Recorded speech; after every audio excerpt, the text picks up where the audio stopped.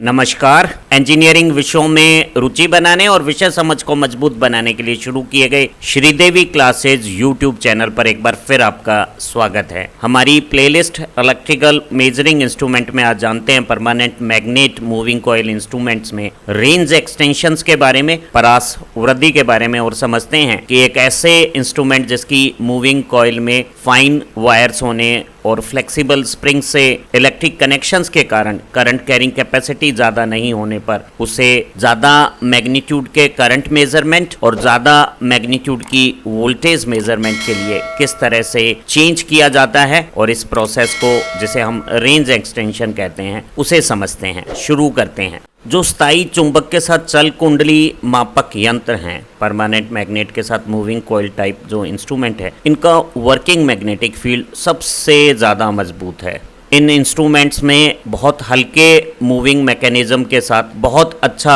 Deflecting torque का magnitude बनता है। तो इनका टॉर्क टू वेट रेशो जब सबसे ज़्यादा होता है तो इनकी सेंसिटिविटी, सुग्राहिता और एक्यूरेसी, परिशुद्धता मापन की इंक्रीज हो जाती है। इन इंस्ट्रूमेंट में मूविंग मैकेनिज्म को लाइट वेट बनाने के लिए, हल्के वजन का बनाने के लिए जो मूविंग कॉइल है उसके टर्न्स बहुत कम काट क्षेत्रफल के, बहुत फाइन क्रॉस सेक्शन के लिए जाते हैं। स्प्रिंग में स्टिफनेस कम रखने के लिए स्प्रिंग की थिकनेस कम रखी जाती है और कम थिकनेस की इस स्प्रिंग से जब हम मूविंग कॉइल को flexible electric current carrying contact के रूप में इस्तेमाल करते हैं तो इसकी भी करंट कैरिंग कैपेसिटी ज़्यादा नहीं होती है। तो हमारी मूविंग कॉइल में और इस लचीली स्प्रिंग के कनेक्शन में करंट कैरिंग कैपेसिटी ज़्यादा नहीं होने से साथ ही में इसका रेजिस्टेंस भी मीडियोकर है, मध्यमवर्ती है। फुल स्केल डिफ्लेक्शन के लिए जो वोल्टेज कॉइल के अक्रॉस लगानी होती है वो भी ज़्यादा नहीं है। तो ये बहुत थोड़ी सी वोल्टेज या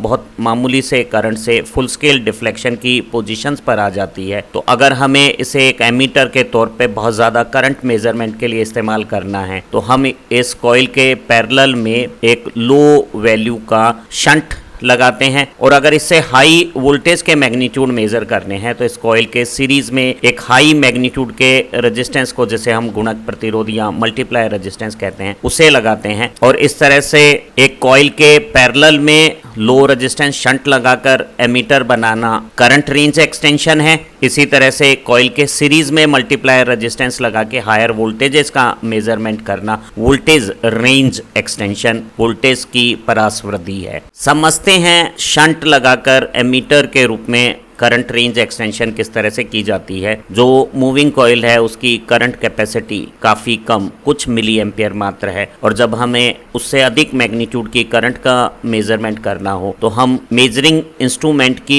जो मूविंग कॉइल है उसके पैरेलल में एक छोटा रेजिस्टेंस जो इस तरह का होता है, जिसे हम शंट कहते हैं, उसे लगा देते हैं। जो शंट का स्मॉल रेजिस्टेंस वैल्यू है उसे बहुत हाई डिग्री की एक्यूरेसी के साथ कैलकुलेट करके लगाया जाता है। शंट मैग्नीन या कॉपर की एक या दो पत्तियों को जोड़कर बनाया जाता है। शंट की पत्ती को मोटे कॉपर के कांटेक्ट के साथ वेल्ड कर दिया जाता है और इस लो रेजिस्टेंस के 4 टर्मिनल्स जब बनाए जाते हैं तो जो बाहर के 2 टर्मिनल हैं उनके साथ शंट का सर्किट का series connection, current carrying contact बनाया जाता है और जो मीटर की कॉइल शंट के पैरेलल लगाई जाती है वो इंटरनल इन 2 टर्मिनल के साथ मीटर से जोड़ी जाती है। तो हम कह सकते हैं कि शंट एक स्मॉल रेजिस्टेंस है जो 4 टर्मिनल टाइप का बनाया जाता है। बाहर के 2 टर्मिनल हैं वो करंट कैरिंग कॉन्टैक्ट्स हैं और अंदर के जो 2 टर्मिनल हैं वो वोल्टेज कनेक्शन के शंट टर्मिनल, पैरेलल कनेक्शन के टर्मिनल्स हैं। यदि एक मूविंग कॉइल इंस्ट्रूमेंट में फुल स्केल डिफ्लेक्शन, पूर्ण पैमाने की विक्षेप धारा IFSD है, F full S scale, D deflection, पूर्ण पैमाना विक्षेप धारा IFSD है, फुल स्केल डिफ्लेक्शन करंट, और इसे एक हाई सर्किट करंट I के मेजरमेंट के लिए एमीटर के तौर पे इस्तेमाल करना है। तो जब हम इसके पैरेलल में एक छोटा रेजिस्टेंस शंट लगाते हैं तो कुल सर्किट की करंट इंस्ट्रूमेंट और शंट में डिवाइड होती है और हम शंट की करंट को टोटल सर्किट करंट में इंस्ट्रूमेंट की फुल स्केल डिफ्लेक्शन करंट का डिफरेंस मान सकते हैं। और अगर इस सर्किट में फुल करंट I हम भेजते समय धारा का विभाजन इस प्रकार हो कि मीटर कॉइल में फुल स्केल डिफ्लेक्शन करंट आए तो मीटर का जो जो पॉइंटर है वो फुल स्केल पोजीशन पर आएगा और हम उस पोजीशन पे अगर आई रीडिंग को मेंशन कर देंगे तो हमारा एमीटर आई रेंज का एमीटर बन जाएगा। अगर हमारी measured current full scale current से m टाइम्स है तो इस m को हम धारा परास वृद्धि का गुणांक करंट मल्टीप्लिकेशन फैक्टर कह सकते हैं। और अगर हम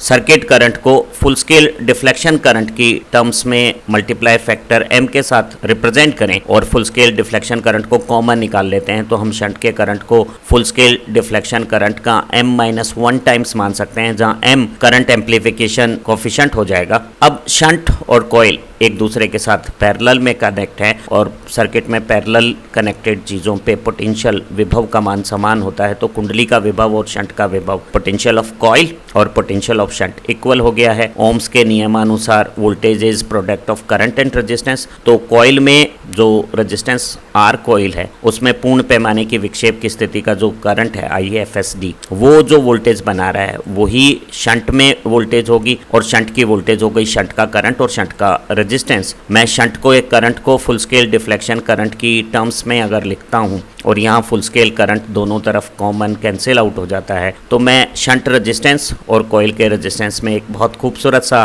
रिलेशन प्राप्त कर सकता हूँ। अक्सर हमें जो करंट की रेंज एक्सटेंशन करनी होती है वो मैनी टाइम्स मल्टीप्लाइड फॉर्मेट में होती है और अगर करंट रेंज एक्सटेंशन का मल्टीप्लायर फैक्टर धारा परास वृद्धि गुणांक m है जो 1 से काफी ज्यादा है तो m-1 का जब हम कॉइल के रेजिस्टेंस में डिवीजन करते हैं तो शंट रेजिस्टेंस की वैल्यू छोटी आएगी। तो शंट रेजिस्टेंस की वैल्यू छोटी है और उसे कॉइल के रेजिस्टेंस में m-1 का डिवीजन करके हमने प्राप्त किया है। तो अगर किसी इंस्ट्रूमेंट की कॉइल का रेजिस्टेंस हमें आर कॉइल मालूम हो और कितना गुना हमें परास को वृद्धि करना है, धारा परास वृद्धि का गुणांक m current multiplication factor m मालूम हो तो हम शंट का रेजिस्टेंस इस पीली हाईलाइट में और नीले बॉक्स में आए हुए रिलेशन से कैलकुलेट कर सकते हैं। हम मूविंग कॉइल इंस्ट्रूमेंट की एक ही कॉइल कॉन्फ़िगरेशन के पैरेलल में अलग अलग वैल्यूज के शंट को सेलेक्ट करके एक ही इंस्ट्रूमेंट से अलग अलग करंट रेंज के एमीटर बना सकते हैं। जब हम शंट का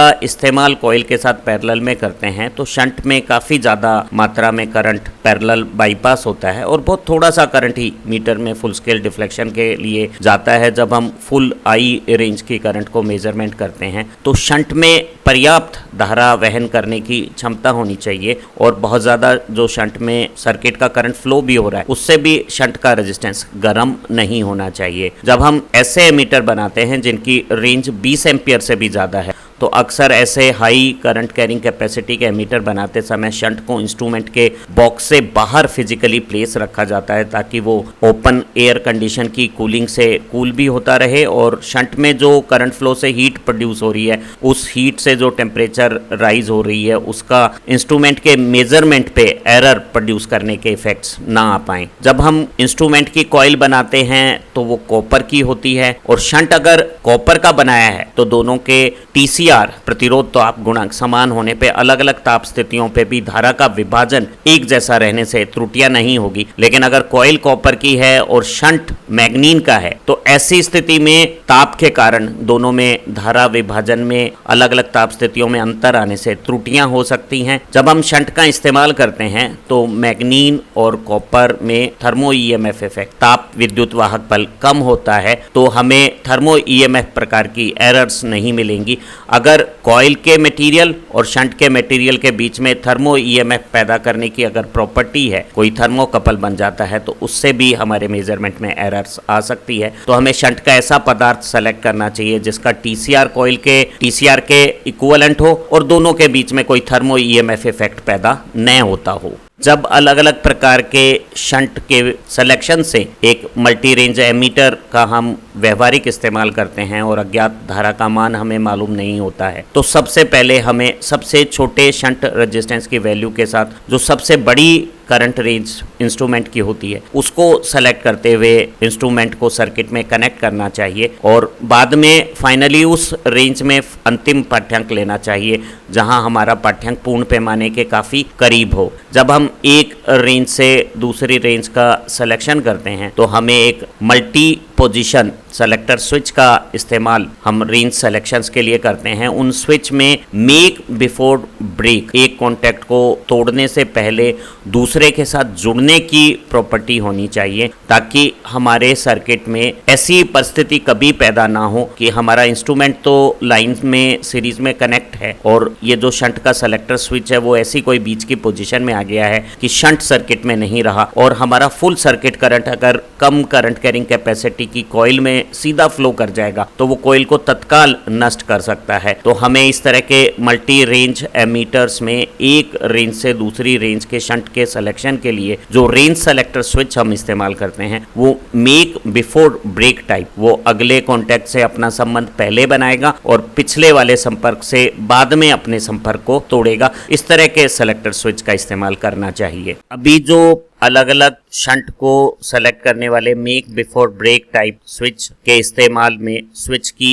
फॉल्टी ऑपरेशन के दौरान मीटर में डैमेज होने के चांस थे। अगर हमें बहुत ज़्यादा करंट मैग्नीट्यूड रेंज के एमीटर बनाने हो और उनकी अच्छी लाइफ हम चाहते हैं तो जो शंट का हम सिलेक्शन करते हैं वो यूनिवर्सल आयरटन टाइप शंट कॉन्फ़िगरेशन हम इस्तेमाल करते हैं। और इस तरह के शंट कॉन्फ़िगरेशन में जब हम एक नंबर पोजीशन पे सेलेक्टर स्विच को रखते हैं तो मीटर के साथ R2 और R3 सीरीज में आ जाएंगे और अकेला R1 रेजिस्टेंस है वो शंट का काम करेगा और हमारे इंस्ट्रूमेंट में बहुत ज़्यादा करंट शंट में बाईपास होगा और हम बहुत बड़ी रेंज के करंट को भी मेजर कर लेंगे। और जब हम सेलेक्टर स्विच को 2 या 3 नंबर पोजीशंस पर लेकर जाएंगे तो हमारे शंट की रेजिस्टेंस वैल्यू तो रिलेटिवली बढ़ जाएगी और जो कॉइल सर्किट है उसका रेजिस्टेंस कम हो जाएगा तो हमारी रेंज छोटी होती चली जाएगी। लेकिन इस तरह के सिलेक्शन करते समय जब हम एक रेंज से दूसरी रेंज का सिलेक्शन कर रहे होते हैं और हमारा selector point make before break type का नहीं है या कोई फॉल्टी ऑपरेशन भी कर देता है तो भी हमारे मीटर में फुल लाइन करंट के फ्लो जैसी तकलीफ नहीं होगी और फॉल्टी सिलेक्शन स्विच के ऑपरेशन से जो मीटर में डैमेज होते थे उस तरह के डैमेज से इस तरह के आयरटोन यूनिवर्सल शंट वाले एमीटर हैं वो सेफ रहते हैं। एक मूविंग कॉइल इंस्ट्रूमेंट का जो बेसिक मूविंग मैकेनिज्म है, मूविंग कॉइल है, उसका रेजिस्टेंस कॉइल रेजिस्टेंस ज्यादा नहीं होता और ये बहुत थोड़े से करंट पे ही फुल स्केल डिफ्लेक्शन दे सकती है, अच्छी सेंसिटिव डिजाइन होती है। ऐसी स्थिति में फुल स्केल डिफ्लेक्शन करंट और कॉइल के रेजिस्टेंस का जो प्रोडक्ट सीधी वोल्टेज मीटर के अक्रॉस आ रही है स्मॉल वी यहाँ, वो बहुत ज्यादा नहीं है। अगर हमें किसी सर्किट में बहुत बड़ी वोल्टेज को ऐसे इंस्ट्रूमेंट से मेजर करना है कि मेजर्ड वोल्टेज इंस्ट्रूमेंट की कैपेसिटी से बहुत ज्यादा है तो हम एक हाई ओमिक रेजिस्टेंस वैल्यू के गुणक प्रतिरोध को, मल्टीप्लायर रेजिस्टेंस को, जो हमारी कॉइल की वोल्टेज मेजरिंग रेंज को मैनी टाइम्स मल्टीप्लाई कर देता है, उस तरह के रेजिस्टेंस को हम सीरीज में लगाते हैं। और सामान्यतः इस तरह के जो सीरीज मल्टीप्लायर रेजिस्टेंस है वो बहुत हाई वैल्यू के और मैग्नीन तार के बनाए जाते हैं। मैग्नीन एक ऐसा एलॉय है जिसका TCR काफी कम है और ऐसी स्थिति में बेसिक मीटर और साथ में जो मल्टीप्लायर लगने से ये जो वोल्ट मीटर बनता है इस पूरे सर्किट का रेजिस्टेंस टेम्परेचर के साथ बदलना काफी कम हो जाता है और इंस्ट्रूमेंट में टेम्परेचर चेंज से जो एरर संभावित हैं वो भी कम हो जाती हैं। यदि बेसिक मूविंग कॉइल इंस्ट्रूमेंट की कॉइल सर्किट का रेजिस्टेंस R कॉइल है और फुल स्केल डिफ्लेक्शन की करंट हमें IFFD मालूम है तो इसे V रेंज का वोल्टमीटर बनाने के लिए जो रिक्वायर्ड सीरीज मल्टीप्लायर रेजिस्टेंस है उसकी कैलकुलेशन हम इस सीरीज सर्किट में जो टोटल रेजिस्टेंस है वोल्टेज से डिवीजन करने पर करंट देगा। और अगर हम इंस्ट्रूमेंट में full scale deflection V volt के साथ चाहते हैं तो सर्किट का जो टोटल रेजिस्टेंस है वो ऐसा होना चाहिए कि मीटर के अक्रॉस V वोल्ट लगाने पे भी उसमें फुल स्केल डिफ्लेक्शन करंट आए। इस सीरीज सर्किट में टोटल रेजिस्टेंस कॉइल के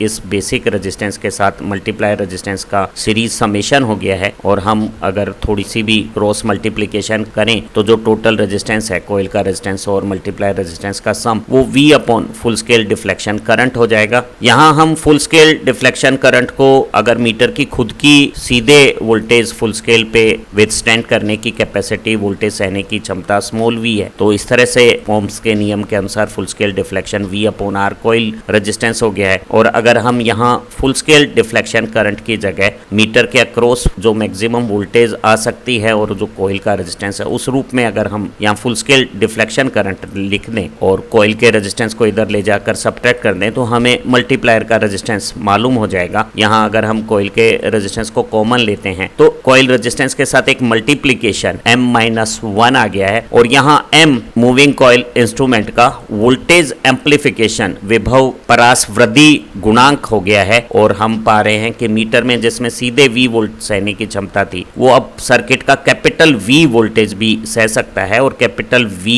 मीटर की सहन वोल्टेज से कितना गुना ज्यादा है वो वोल्टेज एम्प्लीफिकेशन फैक्टर हो गया है। और हमें अगर मल्टीप्लायर का रेजिस्टेंस ज्ञात करना है तो वो कॉइल के रेजिस्टेंस में M-1 का मल्टीप्लिकेशन हो गया है। ध्यान रहे अगर हम एमीटर के लिए लगने वाले शंट की जब कैलकुलेशन कर रहे थे तो जो शंट रेजिस्टेंस था वो कॉइल रेजिस्टेंस में M-1 का डिवीजन करने से आया था और मल्टीप्लायर रेजिस्टेंस कॉइल के रेजिस्टेंस में M-1 का मल्टीप्लिकेशन करने से आया है। गुणक प्रतिरोध का मान काफी बड़ा ओमिक मान होता है और हमें गुणक प्रतिरोध इस तरह का सेलेक्ट करना चाहिए कि इसका मान टेम्परेचर चेंज के साथ या टाइम के साथ बदलना नहीं चाहिए। हम अक्सर गुणक प्रतिरोध के लिए मैग्नीन एलॉय मटेरियल का इस्तेमाल करते हैं जिसका TCR प्रतिरोध ताप गुणांक नेग्लिजिबल स्मॉल है और ऐसी स्थितियों में ताप बदलने पे भी मैग्नीन का प्रतिरोध नहीं बदलेगा तो पूरे सर्किट का भी रेजिस्टेंस टेम्परेचर चेंज के साथ नहीं बदलता है। और मैग्नेट मटेरियल हमारी कॉपर की जो मीटर कॉइल है उसके साथ कोई थर्मो EMF इफेक्ट भी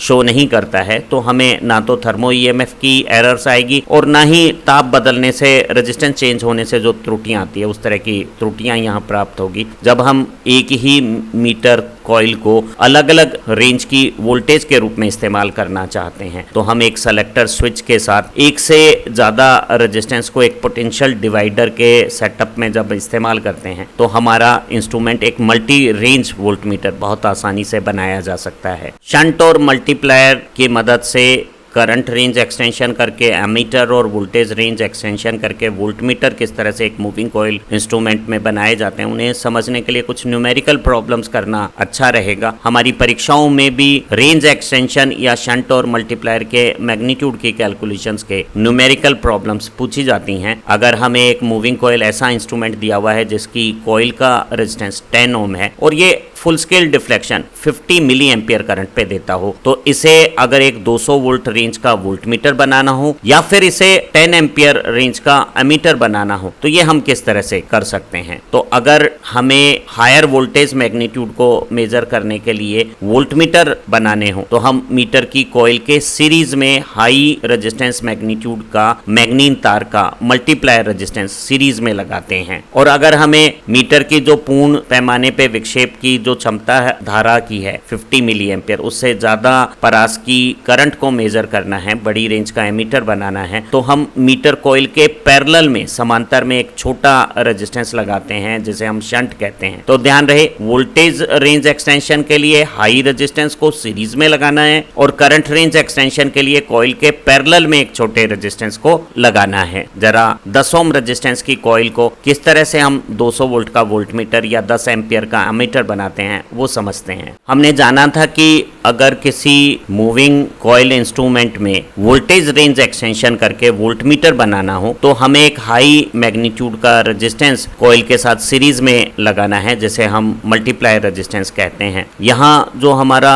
कॉइल है उसमें सीधे पूर्ण पैमाने के विक्षेप के समय कितनी वोल्टेज सहने की क्षमता है उसे हम स्मॉल v को कैलकुलेट कर सकते हैं। फुल स्केल डिफ्लेक्शन करंट को कॉइल रेजिस्टेंस से अगर ओम के नियमानुसार मल्टीप्लिकेशन करते हैं और हमने जाना कि full scale deflection 50 milli ampere current पे आता है, कॉइल का रेजिस्टेंस 10 ओम है तो वो 500 मिली वोल्ट या 0.5 वोल्ट पे फुल स्केल डिफ्लेक्शन दे देगा। तो ये जो हमारा मूविंग कॉइल इंस्ट्रूमेंट है वो केवल 0.5 वोल्ट पे full scale deflection current 50 milli ampere खुद में फ्लो करके फुल स्केल डिफ्लेक्शन देता है। तो अगर इसे हम 200 वोल्ट की रेंज का वोल्टमीटर बनाते हैं जिसकी क्षमता 0.5 वोल्ट सहने की है तो हम विभव में कितना गुना वृद्धि कर रहे हैं वोल्टेज मल्टीप्लिकेशन फैक्टर को हम कैलकुलेट कर सकते हैं। जिस इस रेंज का वोल्टमीटर बनाना है और कॉइल के अक्रॉस जो फुल स्केल डिफ्लेक्शन की वोल्टेज है उसका ये जो रेशो है 400, वो विभव प्रास वृद्धि गुणांक वोल्टेज रेंज मल्टीप्लीकेशन फैक्टर हमारे पास आ गया है। एम में एक कम कर देते हैं, 400 में से एक घटा देते हैं और उसे कॉइल रेजिस्टेंस 10 ओम से जब मल्टीप्लाई कर देते हैं तो ये मल्टीप्लीकेशन हमारे लिए मल्टीप्लायर रेजिस्टेंस का मैग्नीट्यूड आ जाएगा। और अब हम अगर 3990 ओम का रेजिस्टेंस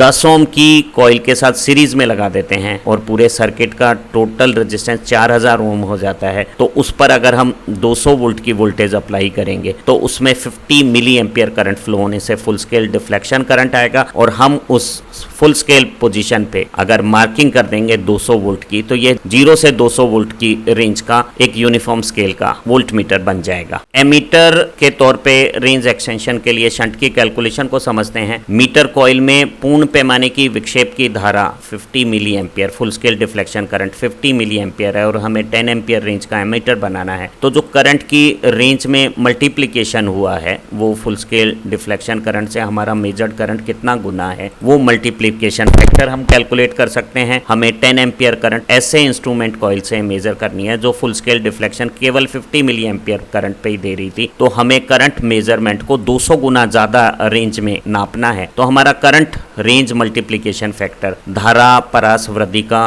गुणक m 200 गुना हो गया है और m में अगर एक सब्ट्रैक्ट कर देते हैं और m-1 का कॉइल रेजिस्टेंस में अगर हम डिवीजन कर देते हैं तो वो जो छोटा रेजिस्टेंस हमें प्राप्त होगा 10 ओम के कॉइल रेजिस्टेंस में 200 में से एक कम 199 का अगर हम भाग दें तो ये जो छोटा रेजिस्टेंस कैलकुलेट हुआ है 0.05025 ओम, वो अगर हम मीटर कॉइल के साथ पैरेलल में कनेक्ट कर देंगे जिसे हम शंट रेजिस्टेंस कहते हैं, तो हमारे इंस्ट्रूमेंट पे हम 10 एम्पियर की करंट अगर मेन सर्किट में फ्लो करेंगे तो मीटर के कॉइल सर्किट में सिर्फ 50 milli ampere current proportional division के बाद फ्लो होगी। Meter full scale deflection show करेगा और वहां फुल स्केल डिफ्लेक्शन पे हम 50 मिली एम्पियर की बजाय 10 एम्पियर अगर अंशांकन कर देंगे तो हमारा ये इंस्ट्रूमेंट जिसके साथ 10 ओम कॉइल रेजिस्टेंस के पैरेलल में 0.05025 ओम का शंट रेजिस्टेंस लगा हुआ है वो 0 से 10 एम्पियर रेंज का एक यूनिफॉर्म स्केल का एमीटर बन जाएगा। एक दूसरा न्यूमेरिकल एग्जांपल लेते हैं। एक हमें moving coil type milli volt meter दिया हुआ है जिसकी कॉइल का रेजिस्टेंस 2.5 ओम है और ये फुल स्केल डिफ्लेक्शन के लिए 50 मिली वोल्ट वोल्टेज अपने अक्रॉस विदस्टैंड कर सकता है। इस मिली वोल्ट मीटर को हमें 250 वोल्ट का वोल्ट मीटर या 1 एम्पियर रेंज का एमीटर बदलना है। ध्यान रहे हम एक ही कॉइल को सीरीज में हाई रेजिस्टेंस लगा के बड़ी रेंज का वोल्ट मीटर बना सकते हैं और सीरीज में इस तरह से जो हाई मैग्नीट्यूड का रेजिस्टेंस जिसे हम गुणक प्रतिरोध या मल्टीप्लायर कहते हैं वो अक्सर हम मैग्नीन का बनाते हैं। इसी तरह से इसी कॉइल के पैरेलल में अगर हम एक छोटी मैग्नीट्यूड का रेजिस्टेंस शंट रेजिस्टेंस लगा देंगे तो ये एक बड़ी करंट रेंज का एमीटर बन जाएगा। तो एमीटर बनाने के लिए छोटा रेजिस्टेंस पैरेलल में लगाना है और वोल्टमीटर बनाने के लिए एक बड़ा रेजिस्टेंस सीरीज में लगाना है। तो एक ऐसा मिली वोल्ट मीटर जो 50 मिली वोल्ट पे पूर्ण पैमाने पे विक्षेप देता था उसे अगर हम 250 वोल्ट परास का वोल्ट मीटर बनाते हैं तो जो परास में हमने मल्टीप्लीकेशन किया है 50 मिली वोल्ट को 250 वोल्ट बदला है वहां voltage range extension multiplier factor विभव परास में वृद्धि का गुणांक m है वो डिवीजन करने पे 5000 हो गया है, अर्थात हमें 50 मिली वोल्ट विभव सहन क्षमता वाले इंस्ट्रूमेंट से 5000 गुना ज्यादा 250 वोल्ट मेजर करनी है। m में एक कम करके जो डिफरेंस आता है उसे हम मीटर की जो कॉइल रेजिस्टेंस है उससे अगर मल्टीप्लाई कर देते हैं तो मिली वोल्ट का रेजिस्टेंस 2.5 ओम है उसे जब m-1 से हमने मल्टीप्लीकेशन किया है तो ये जो बड़ा रेजिस्टेंस आया है 12.4975 किलो ओम 12,497.5 ओम, वो हाई रेजिस्टेंस अगर हम मिली वोल्ट मीटर के सीरीज में लगा देंगे तो ये जो मल्टीप्लायर रेजिस्टेंस है वो हमारे इंस्ट्रूमेंट को milli volt 50 milli volt range से 250 वोल्ट के वोल्ट मीटर में कन्वर्ट कर देगा। तो हमें आवश्यक जो सीरीज मल्टीप्लायर रेजिस्टेंस है वो 12.4975 किलो ओम का चाहिएगा। हमें दिया गया मिली वोल्ट मीटर वस्तुतः एक करंट सेंसिंग इंस्ट्रूमेंट है जिसकी कॉइल का रेजिस्टेंस 2.5 ओम है और वो पूर्ण पैमाने पे विक्षेप 50 मिलीवोल्ट वोल्टेज लगाने पे देता है, तो हम इसकी full scale deflection current calculate कर सकते हैं। मिली वोल्ट मीटर की वोल्टेज और जो रेजिस्टेंस है उसका रेशो ओम के नियमानुसार V/R full scale deflection current 20 milli ampere हमें कैलकुलेट हो गया है। अब इस इंस्ट्रूमेंट जिसकी full scale deflection 20 milli ampere current पे आ रही थी, उसे जब हम 1 एम्पियर रेंज का एमीटर बनाएंगे तो इसके पैरेलल में एक छोटा रेजिस्टेंस हम शंट के तौर पर लगाएंगे। उस शंट की कैलकुलेशन हम कर सकते हैं अगर हमें धारा परास वृद्धि गुणा करंट रेंज को हमने कितना टाइम्स मल्टीप्लाई किया है वो कैलकुलेशन आ जाए। मीटर में full scale deflection current 20 milli ampere है और हमें सर्किट का करंट 1 एम्पियर या 1000 मिली एम्पियर मेजर करना है, तो 20 से 1000 50 गुना ज्यादा है, तो हमारी जो करंट की रेंज है वो 50 गुना बढ़ानी है हमें। तो current range extension multiplier factor 50 आ गया है। एम में से अगर एक कम कर देते हैं M-1 49 जो कैलकुलेट हुआ है उसे मिली वोल्ट मीटर की जो कॉइल रेजिस्टेंस है उससे डिवाइड कर देते हैं, तो हमें शंट का जो छोटा रेजिस्टेंस है वो प्राप्त हो गया है 0.051 ओम। तो इस 50 मिली वोल्ट और 2.5 ओम कॉइल रेजिस्टेंस वाले मिली वोल्ट मीटर के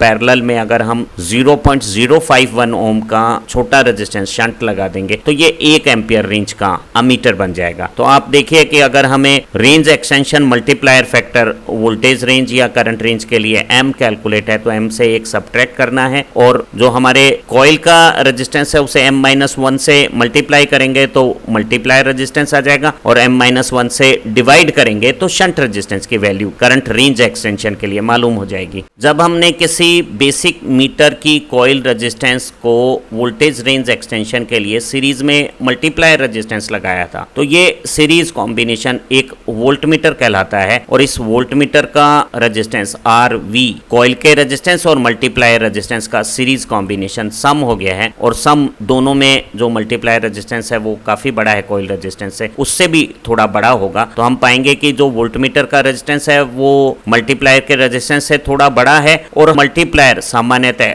बेसिक मीटर की जो कॉइल रेजिस्टेंस है उससे कई गुना ज्यादा बड़ा होता है। तो कॉइल के रेजिस्टेंस से काफी बड़ा मल्टीप्लायर रेजिस्टेंस है और मल्टीप्लायर रेजिस्टेंस और कॉइल रेजिस्टेंस का सम वोल्टमीटर का रेजिस्टेंस है, तो वोल्टमीटर का रेजिस्टेंस सबसे ज्यादा होगा, मल्टीप्लायर का रेजिस्टेंस उससे कंपेरेबल थोड़ा छोटा होगा और कॉइल का रेजिस्टेंस इन दोनों की तुलना में काफी छोटा है। इंस्ट्रूमेंट में करंट रेंज एक्सटेंशन के लिए कॉइल के रेजिस्टेंस में जिसमें फुल स्केल डिफ्लेक्शन करंट काफी कम है, ज्यादा करंट हमें मेजर करना है तो बहुत सारा करंट हमें शंट में बाईपास करने के लिए हम एक छोटा रेजिस्टेंस पैरेलल में शंट रेजिस्टेंस के तौर पे लगाते हैं और इस शंट रेजिस्टेंस का मैग्नीट्यूड क्योंकि इसे बहुत ज्यादा करंट बाईपास करना है तो वो कॉइल के रेजिस्टेंस से काफी गुना छोटा रखा जाता है और इन दोनों का जो पैरेलल कॉम्बिनेशन है वो एमीटर कहलाता है और पैरेलल इक्विवेलेंट रेजिस्टेंस है वो प्रोडक्ट बाई सम होता है। अगर मैं यहाँ कॉइल रेजिस्टेंस का डिवीजन करूं तो मैं पाता हूं कि शंट रेजिस्टेंस में 1 plus R shunt R coil ratio का समेशन करने से ये जो